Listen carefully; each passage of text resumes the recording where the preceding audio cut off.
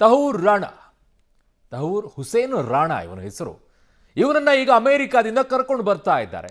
ಕರ್ಕೊಂಡು ಬಂದ ನಂತರ ಮುಂದೇನು ಅನ್ನುವಂಥ ಪ್ರಶ್ನೆಗಳಿರುತ್ತೆ. ಏನು ಮಾಡ್ತಾರೆ ಇವರನ್ನು ಕರ್ಕೊಂಡು ಬಂದು? ಈ ಎಲ್ಲ ಪ್ರಶ್ನೆಗಳು ನಿಮ್ಮ ಮುಂದೆ ಕಾಡ್ತಾ ಇರುತ್ತೆ. ಅವುಗಳನ್ನು ನೋಡೋಣ. ಮುಂಬೈ ದಾಳಿಗೆ 17 ವರ್ಷಗಳ ಬಳಿಕ ಈಗ ಹಿಡ್ಕೊಂಡು ಬಂದಿದ್ದಾರೆ. ದೆಹಲಿಯಲ್ಲಿ ಅರೆಸ್ಟ್ ಪ್ರಕ್ರಿಯೆ ಆರಂಭಿಸಿದ್ದಾರೆ NIA ಅವರು. 2008ರಲ್ಲೇನೆ ಇವನು ಈ ಕೃತ್ಯವನ್ನು ಎಸಗೋದ್ರಲ್ಲಿ ಮಾಸ್ಟರ್ ಮೈಂಡು. ಅದಾದ ನಂತರ 2009ರಲ್ಲಿ ಇವನನ್ನು ಅರೆಸ್ಟ್ ಮಾಡ್ತಾರೆ. ಅಲ್ಲಿಂದ ಇಲ್ಲಿಯವರೆಗೂ ಕೂಡ ಇವರನ್ನ ಕರ್ಕೊಂಡು ಬರೋದ್ರಲ್ಲೇನೆ ನಮ್ಮದು ಸಮಯ ವ್ಯರ್ಥವಾಗಿತ್ತು, ಇಷ್ಟು ವರ್ಷಗಳವರೆಗೂ ಕೂಡ. ಆದರೂ ಕೂಡ ನಾವು ಯಶಸ್ವಿಯಾಗಿದ್ದೀವಿ. ದೆಹಲಿಯಲ್ಲೂ ಕೂಡ ಈಗ ಪ್ರಕ್ರಿಯೆಗಳು ನಡೀತಾ ಇದೆ. ಬಿಗಿ ಬಂದೋಬಸ್ತನ್ನು ಮಾಡ್ಕೊಂಡಿದ್ದಾರೆ. ಬುಲೆಟ್ ಪ್ರೂಫ್ ಕಾರನ್ನು ಕೂಡ ವ್ಯವಸ್ಥೆಯನ್ನು ಮಾಡ್ಕೊಂಡಿದ್ದಾರೆ.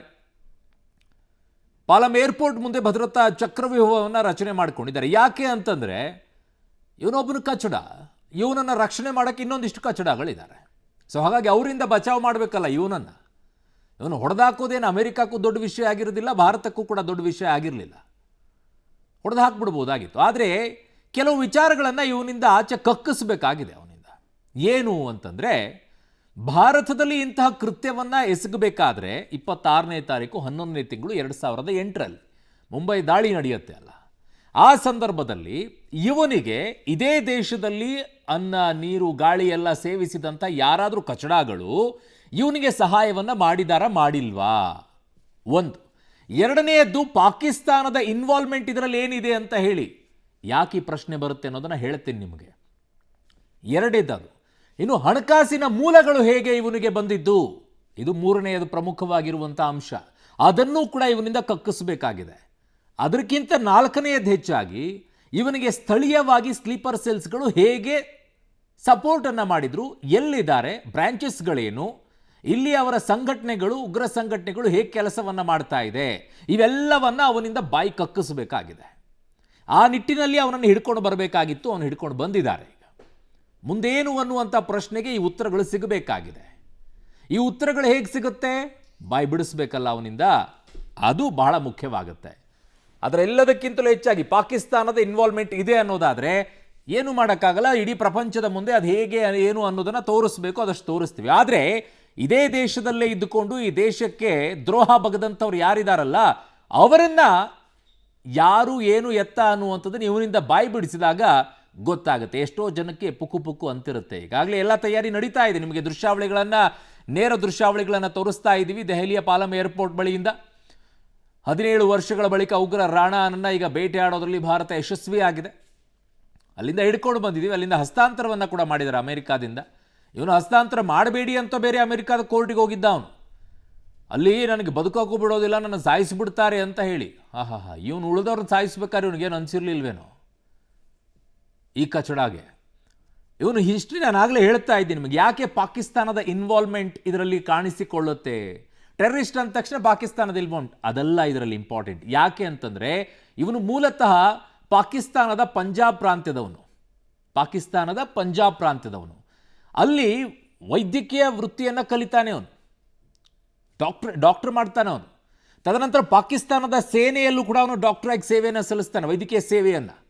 ಹಾಗಾಗಿ ಅಲ್ಲಿಂದ ಕೆನಡಾಗೆ ಹೋಗ್ತಾನೆ. ಕೆನಡಾದ ಅಲ್ಲಿ ಪ್ರಜಾಪ್ರಭುತ್ವ ಅಲ್ಲಿ ತಗೊಳ್ತಾನೆ, ಅಲ್ಲಿದ ಪ್ರಜೆ ಆಗ್ತಾನೆ, ಕೆನಡಾದ ಪ್ರಜೆ.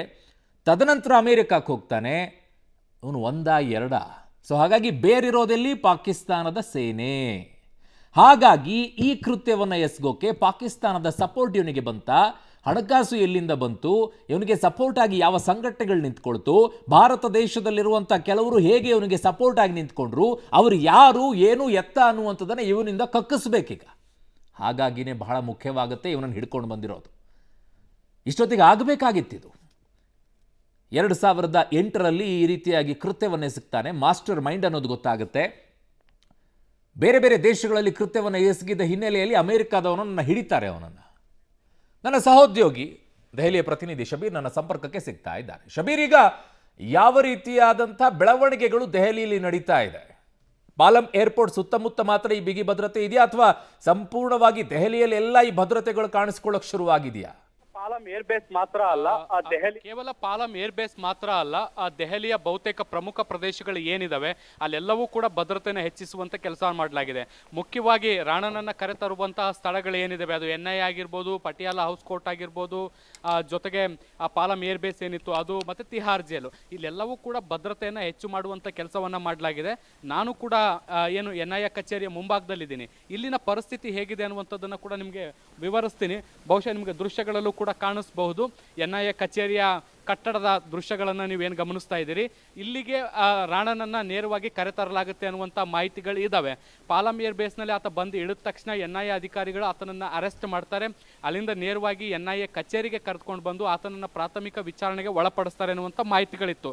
ಸೊ ಹೀಗಾಗಿ NIA ಕಚೇರಿಯ ಸುತ್ತಮುತ್ತಲೂ ಕೂಡ ಬ್ಯಾರಿಕೇಡ್ ಹಾಕಿ ಸೀಲ್ ಮಾಡಿರುವಂತಹ ದೃಶ್ಯಗಳನ್ನು ಕೂಡ ನೀವು ಗಮನಿಸಬಹುದು. ಇವತ್ತು ಬೆಳಗ್ಗೆಯಿಂದಲೂ ಕೂಡ ಬಹುಶಃ ಇದೇ ದೃಶ್ಯಗಳು ಕೂಡ ನಮಗೆ ನೋಡಲಿಕ್ಕೆ ಸಿಗ್ತಾ ಇರುವಂಥದ್ದು. ಪಟಿಯಾಲ ಹೌಸ್ ಕೋರ್ಟ್ ಮುಂದೆ ಹೋದರೂ ಕೂಡ ಇದೇ ರೀತಿಯಾಗಿ ರಸ್ತೆಗಳನ್ನ ಬ್ಲಾಕ್ ಮಾಡುವಂಥ ಕೆಲಸ ಆಗಿದೆ. NIA ಕಚೇರಿಯ ಮುಂಭಾಗದಲ್ಲೂ ಕೂಡ ಇದೇ ರೀತಿಯಾಗಿರುವಂಥದ್ದು. ತಿಹಾರ್ ಜೈಲ್ನಲ್ಲಿ ಏನು ಸ್ಲೋ ಟ್ರಾಫಿಕ್ ಅಂದರೆ ವಾಹನಗಳು ನಿಧಾನವಾಗಿ ಸಂಚಾರ ಮಾಡಲಿಕ್ಕೆ ವ್ಯವಸ್ಥೆಯನ್ನು ಕೂಡ ಮಾಡಿಕೊಡುವಂಥ ಕೆಲಸ ಮಾಡಿದೆ. ಇಲ್ಲಿ ನೀವು ಮೆಟ್ರೋ ಸ್ಟೇಷನನ್ನು ನೋಡ್ಬೋದು. NIA ಕಚೇರಿಯ ನಿಯರ್ ಸಂಪರ್ಕ ಕೊಡುವಂಥ ಇದು ಮೆಟ್ರೋ ಸ್ಟೇಷನ್ ಆಗಿರುವಂಥದ್ದು. ಇಲ್ಲೂ ಕೂಡ ಸಾರ್ವಜನಿಕರು ಓಡಾಡಲಿಕ್ಕೆ ಸಂಪೂರ್ಣವಾಗಿ ನಿರ್ಬಂಧ ಹೇರಲಾಗಿದೆ. ಈ ಗೇಟನ್ನು ಸಂಪೂರ್ಣವಾಗಿ ಬಂದ್ ಮಾಡುವಂಥ ಕೆಲಸವನ್ನು ಈಗ ಪೊಲೀಸರು ಮಾಡಿರುವಂಥದ್ದು. ಯಾವ ಕಾರಣಕ್ಕೂ ಕೂಡ ಇಲ್ಲಿ ಸಾಮಾನ್ಯ ಜನರು ಪಬ್ಲಿಕ್ ಏನಿದ್ದಾರೆ ಅವ್ರು ಯಾರು ಕೂಡ ಇಲ್ಲಿ ಬರಬಾರ್ದು ಅನ್ನುವಂಥ ಎಚ್ಚರಿಕೆಯನ್ನು ವಹಿಸುವಂಥ ಕೆಲಸವನ್ನು ಮಾಡಿದ್ದಾರೆ. ಮಾಧ್ಯಮಗಳ ವಾಹನಗಳನ್ನು ಒಂದನ್ನು ಹೊರತುಪಡಿಸಿ ಇಲ್ಲಿ ಯಾವುದೇ ವಾಹನಗಳಿಗೆ ಪ್ರವೇಶ ಇಲ್ಲ. ಕೇವಲ ಪೊಲೀಸ್ ಭದ್ರತಾ ಸಿಬ್ಬಂದಿಗಳೇನು ಓಡಾಡ್ತಿದ್ದಾರೆ ಅವರ ವೆಹಿಕಲ್ಗಳು ಮಾತ್ರ ಇಲ್ಲಿ ಮೂವ್ಮೆಂಟ್ ಆಗ್ತಾ ಇರುವಂಥದ್ದು. ಯಾವುದೇ ಕ್ಷಣದಲ್ಲಾದರೂ ಕೂಡ NIA ಕಚೇರಿಗೆ ರಾಣನನ್ನು ಕರೆತರುವಂಥ ಸಾಧ್ಯತೆಗಳನ್ನು ನಿರೀಕ್ಷೆ ಮಾಡಲಾಗ್ತಾ ಇದೆ. ಸೊ ಹೀಗಾಗಿ ಸಹಜವಾಗಿ NIA ಕಚೇರಿಗೆ ಹೆಚ್ಚು ಭದ್ರತೆಯನ್ನು ಒದಗಿಸುವಂಥ ಕೆಲಸವನ್ನು ಮಾಡಲಾಗಿದೆ. ಮತ್ತೊಂದು ಕಡೆ ತಿಹಾರ್ ಜೈಲ್ ಏನಿದೆ, ತಿಹಾರ್ ಜೈಲಲ್ಲೂ ಕೂಡ ಸ್ಪೆಷಲ್ ಸೆಲ್ಲನ್ನು ಕೂಡ ಅರೇಂಜ್ ಮಾಡಿಡಲಾಗಿದೆ. ಅದನ್ನೇನಾದರೂ ಅಲ್ಲಿಗೆ ಕರ್ಕೊಂಡು ಹೋಗಬೇಕಾದಂಥ ಅನಿವಾರ್ಯತೆ ಬಂದರೆ ಅಲ್ಲೂ ಕೂಡ ಈಗಾಗಲೇ ಸಂಪೂರ್ಣವಾಗಿ ವ್ಯವಸ್ಥೆಯನ್ನು ಮಾಡ್ಕೊಂಡಿರುವಂಥದ್ದು. ಒಂದು ರೀತಿ ಭದ್ರತೆಯ ಸರಹದ್ದಿನಲ್ಲಿ ಆತನನ್ನು ಕರ್ಕೊಂಡು ಹೋಗ್ತಾ ಇರುವಂಥದ್ದು. ಪಾಲಂ ಏರ್ ಬೇಸ್ನಿಂದ ಆತ ಹೊರಡಬೇಕಾದ್ರೆ ಬುಲೆಟ್ ಪ್ರೂಫ್ ವಾಹನಗಳಲ್ಲಿ ಕಮಾಂಡೋಗಳ ಜೊತೆಗೆ ಆತನನ್ನು ಕರ್ಕೊಂಡು ಹೋಗುವಂಥ ಕೆಲಸವನ್ನು ಮಾಡಲಾಗ್ತಾ ಇದೆ. ಇಷ್ಟೊತ್ತು ಆತ NIA ಕಚೇರಿನ ಕರ್ಕೊಂಡು ಬರ್ಬೋದು ಅನ್ನುವಂಥ ಮಾಹಿತಿಗಳಿತ್ತು. ಆದರೆ ಈಗಿರುವಂಥ ಮಾಹಿತಿಗಳ ಪ್ರಕಾರ ಆತನನ್ನು ಅಜ್ಞಾತ ಸ್ಥಳಕ್ಕೆ ಕರೆದುಕೊಂಡು ಹೋಗಿ ವಿಚಾರಣೆಯನ್ನು ನಡೆಸಿ ಅದಾದ ಬಳಿಕ ಆತನನ್ನು ಮೆಡಿಕಲ್ ಟೆಸ್ಟ್ಗೆ ಒಳಪಡಿಸ್ಬೋದು, ವೈದ್ಯಕೀಯ ಪರೀಕ್ಷೆಗಳನ್ನ ಮಾಡ್ಬೋದು ಅನ್ನುವಂಥ ಮಾಹಿತಿಗಳು ಬರ್ತಾ ಇದ್ದಾವೆ. ಸೊ ಒನ್ಸ್ ಈ ಪೇಪರ್ ವರ್ಕ್ಗಳೇನು ನಡೀತಾ ಇದ್ದಾವೆ ಪಾಲಂ ಏರ್ ಬೇಸ್ನಲ್ಲಿ, ಗುಪ್ತಚರ ಇಲಾಖೆ ಅಧಿಕಾರಿಗಳು ಆತನನ್ನು ಕರ್ಕೊಂಡು ಬಂದಿದ್ರು. ಈಗ NIA ಅಧಿಕಾರಿಗಳು ಅಧಿಕೃತವಾಗಿ ಬಂಧಿಸಬೇಕಾಗಿರುವಂಥದ್ದು. ಸೊ ಎರಡು ಇಲಾಖೆಗಳ ನಡುವೆ ಒಂದು ಸಮನ್ವಯ ನಡೀತಾ ಇರುವಂಥದ್ದು, ಪೇಪರ್ ವರ್ಕ್ಗಳು ನಡೀತಾ ಇರುವಂಥದ್ದು. ಬಹುಶಃ ಇದೆಲ್ಲ ಮುಗಿದ ಬಳಿಕ ಆತನನ್ನು ವಿಮಾನದಿಂದ ಕೆಳಗಿಳಿಸುವಂಥ ಸಾಧ್ಯತೆಗಳಿದ್ದಾವೆ. ಅಲ್ಲಿಂದ ಬೇರೆ ಕಡೆಗೆ ಸ್ಥಳಾಂತರಿಸುವಂಥ ಸಾಧ್ಯತೆಗಳು ಕೂಡ ಇದ್ದಾವೆ. ಅರುಣ್, ಓಕೆ, ಒಂದು ಕಡೆಗೆ ಶಬೀರ್ ಈಗಾಗಲೇ 2008ರಲ್ಲಿ ಆದಂಥ ಕೃತ್ಯ ಇದು. ತದನಂತರ ಇದರ ಅನೇಕ ರೀತಿಯಾದಂಥ ವಿಚಾರಣೆಗಳು ಕೂಡ ನಡೆದಿದೆ. ಆದರೆ ಮೂಲತಃ ಬೇಕಾಗಿದ್ದಂಥವನು ಇವನೇ. ಬಟ್ ಈಗ ಸರ್ಕಾರವು ಕೂಡ ಇದಕ್ಕೆ ಸಂಬಂಧಪಟ್ಟಂತೆ ಸರ್ಕಾರಿ ವಕೀಲರನ್ನ ಕೂಡ ನೇಮಕವನ್ನ ಮಾಡಿದ್ದಾರೆ ಇವ್ರ ಪರವಾಗಿ ವಾದವನ್ನ ಮಾಡಿಸಕ್ಕೆ. ಯಾವಾಗಿನಿಂದ ಇದು ಶುರು ಆಗತ್ತೆ? What next? ಈಗ ಅವ್ನು ಕರ್ಕೊಂಡು ಬಂದ ನಂತರ NIA ವಿಚಾರಣೆಯನ್ನ ಮಾಡುತ್ತೆ, ಇಮ್ಮಿಡಿಯೇಟ್ ಆಗಿ ವಿಚಾರಣೆಗಳು ಆರಂಭವಾಗುತ್ತಾ ಇವನ ವಿಚಾರದಲ್ಲಿ? ಅರುಣ್ ನೋಡಿ, ರಾಣಾ ವಿಚಾರಕ್ಕೆ ಸಂಬಂಧಪಟ್ಟಂತೆ ಮುಂಬೈ ಭಯೋತ್ಪಾದಕ ದಾಳಿಯಲ್ಲಿ ಈತನ ಪಾತ್ರ ಏನು ಅನ್ನೋದಕ್ಕೆ ಸಂಬಂಧಪಟ್ಟಂತೆ ಈಗಾಗಲೇ ಸಾಕಷ್ಟು ಸಾಕ್ಷ್ಯಾಧಾರಗಳನ್ನು ಸಂಗ್ರಹಿಸಿ ಅದನ್ನು ಅಮೆರಿಕ ಸರ್ಕಾರ ಮತ್ತು ಅಲ್ಲಿರುವಂಥ ಕೋರ್ಟ್ಗಳಿಗೆ ಸಬ್ಮಿಟ್ ಮಾಡುವಂಥ ಕೆಲಸವನ್ನು ಭಾರತ ಮಾಡಿತ್ತು. ಸೊ ಹೀಗಾಗಿ ಅವಶ್ಯಕತೆಯಾಗಿ ಅಥವಾ ಬೇಸಾಗಿ ಬೇಕಾಗಿರುವಂಥ ಎಲ್ಲ ದಾಖಲೆಗಳಿದ್ದಾವೆ. ಆದರೆ ಇನ್ನಷ್ಟು ಮಾಹಿತಿಯನ್ನು ಕಲೆ ಹಾಕುವಂಥ ನಿಟ್ಟಿನಲ್ಲಿ ಈಗ NIA ಅಧಿಕಾರಿಗಳು ಪ್ರಯತ್ನ ಮಾಡ್ಬೋದು. ಯಾಕೆಂದರೆ ಮುಂಬೈ ಭಯೋತ್ಪಾದಕ ದಾಳಿ ಏನು ನಡೀತಲ್ಲ, ಈ ಒಂದು ಪ್ರಕರಣದಲ್ಲಿ ಜೀವಂತವಾಗಿ ಸೆರೆ ಸಿಕ್ಕಿದ್ದು ಕಸಬ್ ಮಾತ್ರ. ಕಸಬ್ಗೆ ಪ್ಲಾನ್ ಅನ್ನ ಎಕ್ಸಿಕ್ಯೂಟ್ ಮಾಡೋದು ಮಾತ್ರ ಗೊತ್ತಿತ್ತು. ಆದರೆ ಈ ಪ್ಲಾನ್ ಯಾವುದು, ಪ್ಲಾನ್ ಮಾಡಿದ್ಯಾರು, ಇದರ ಹಿಂದಿನವರು ಯಾರು ಅನ್ನೋದಕ್ಕೆ ಸಂಬಂಧಪಟ್ಟಂತ ಮಾಹಿತಿಗಳು ಆತನಿಗೆ ಇರಲಿಲ್ಲ. ಸೊ ಹಾಗಾಗಿ ಈ ಇಡೀ ಪ್ರಕರಣದ ಮಾಸ್ಟರ್ ಮೈಂಡ್ ರಾಣಾ ಅಂತ ಕರೆಯಲಾಗ್ತಾ ಇದೆ ಈಗ. ಸೊ ರಾಣಾನ ಪಾತ್ರ ಹೇಗೆ, ಮತ್ತೆ ಇದನ್ನ ಯಾರ ಜೊತೆಗೆ ಸೇರ್ಕೊಂಡು ಪ್ಲಾನ್ ಮಾಡ್ದ, ಇದರಲ್ಲಿ ಪಾಕಿಸ್ತಾನದ ಪಾತ್ರ ಏನು, ISIನ ಪಾತ್ರ ಏನು, ಸೊ ಎಲ್ಲ ಅಂಶಗಳನ್ನ ಮಾಹಿತಿಗಳನ್ನ ಕಲೆ ಹಾಕಬೇಕಾಗಿರುವಂತಹ ಒಂದು ಚಾಲೆಂಜ್ ಈಗ NIA ಅಧಿಕಾರಿಗಳ ಮುಂದೆ ಇದೆ. ಕೇವಲ ರಾಣನನ್ನ ಕರ್ಕೊಂಡು ಕರ್ಕೊಂಡು ಬಂದು ಅಥವಾ ಶಿಕ್ಷೆಗೆ ಒಳಪಡಿಸೋದು ಮಾತ್ರ ಭಾರತದ ಉದ್ದೇಶ ಅಲ್ಲ. ಭಾರತದ ಉದ್ದೇಶ ಇರುವಂಥದ್ದು ಭಾರತದಲ್ಲಿ ನಡೀತಿರುವಂತಹ ಭಯೋತ್ಪಾದನಾ ಚಟುವಟಿಕೆಗಳಲ್ಲಿ ಪಾಕಿಸ್ತಾನದ ಪಾತ್ರ ಏನು, ISIನ ಪಾತ್ರ ಏನು, ಅದು ಹೇಗೆ ಭಾರತದ ವಿರುದ್ಧ ನಿರಂತರವಾಗಿ ಷಡ್ಯಂತ್ರ ಮಾಡ್ತಿದೆ ಅನ್ನೋದಕ್ಕೆ ಪುರಾವೆಗಳ ಸಹಿತ ಜಾಗತಿಕ ಮಟ್ಟದಲ್ಲಿ ತೋರಿಸೋ ಉದ್ದೇಶ ಕೂಡ ಆಗಿದೆ. ಸೊ ಹೀಗಾಗಿ ರಾಣನನ್ನ ಜೀವಂತವಾಗಿ ಕರೆತಂದು ಇಲ್ಲಿ ಆತನನ್ನ ವಿಚಾರಣೆಗೆ ಒಳಪಡಿಸಿ ಆತನಿಂದ ಮತ್ತಷ್ಟು ಮಾಹಿತಿ ಸಂಗ್ರಹಿಸುವಂತಹ ನಿರ್ಧಾರವನ್ನ NIA ಮಾಡಿರುವಂಥದ್ದು. ಸೊ ಹೀಗಾಗಿ ಮತ್ತಷ್ಟು ಪೂರಕವಾದಂತಹ ದಾಖಲೆಗಳನ್ನ ತನಿಖೆಗಳನ್ನ ಮಾಡೋ ಮೂಲಕ ಒಂದು ಹೆಚ್ಚುವರಿ ಚಾರ್ಜ್ ಶೀಟ್ ಅನ್ನ ಈ ಒಂದು ಪ್ರಕರಣಕ್ಕೆ ಸಂಬಂಧಪಟ್ಟಂತೆ ಕೋರ್ಟ್ಗೆ ದಾಖಲು ಮಾಡ್ತಾರೆ. ಅದಾದ ಬಳಿಕ ವಾದ ಪ್ರತಿವಾದ ಎಲ್ಲವೂ ಕೂಡ ಕೋರ್ಟ್ನಲ್ಲಿ ನಡೆಯುತ್ತೆ. ಅದಾದ ಮೇಲೆ ಕೋರ್ಟ್ ಡಿಸೈಡ್ ಮಾಡುತ್ತೆ ಈತನಿಗೆ ಏನು ಶಿಕ್ಷೆ ಕೊಡಬೇಕು ಅನ್ನುವಂಥದ್ದು. ಕಸಬ್ಗೆ ಆದಂತೆ ಗಲ್ಲು ಶಿಕ್ಷೆಯನ್ನು ಕೊಡಬೇಕಾ ಅನ್ನುವಂಥದ್ದು ಕೂಡ ಕೋರ್ಟ್ ನಿರ್ಧಾರ ಮಾಡುತ್ತೆ.